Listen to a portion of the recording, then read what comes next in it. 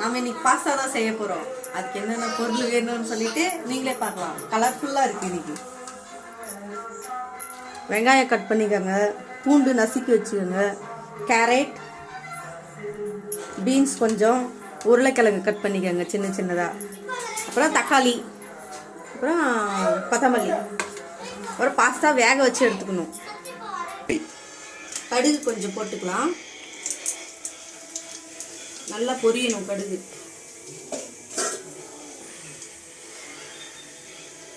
கருவேப்பிலை,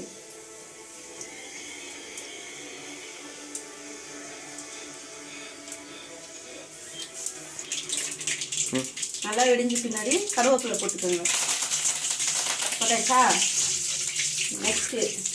ஃபஸ்ட்டு எப்பவுமே பூண்டு போட்டுக்கோங்க. பூண்டு போட்டதுக்கப்புறம் கொஞ்சம் கலர் விட்டுக்கலாம்.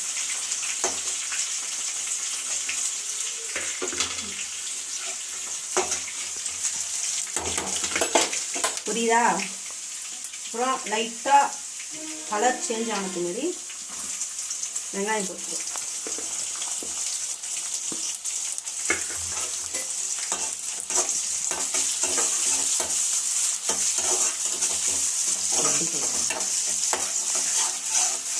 நல்லா கிண்டிக்கலாம்.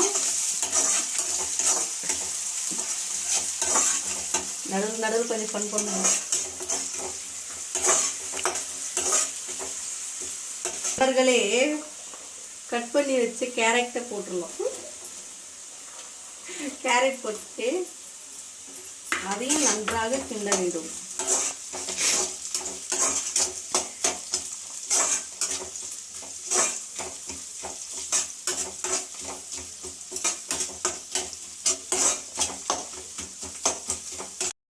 பிளேட்ல போட்டுக்கலாம்.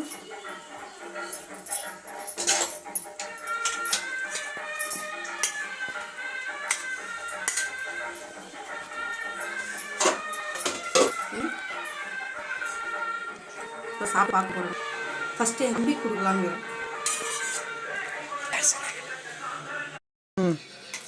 பாஸ்தா செஞ்சாச்சு, என் தம்பி தான் இப்போ கொடுக்க போகிறேன். என்ன சொல்கிறோன்னு தெரியாது. எப்படி இருக்கு தம்பி?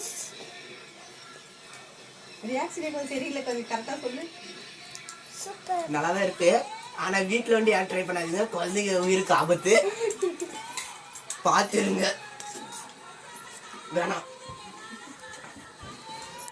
பாஸ்தா நல்லா தான் வந்திருக்கு. நல்லா ஜாலியாக செஞ்சு சாப்பிடுங்க, உங்களுக்கும் பிடிக்கும். பாய்.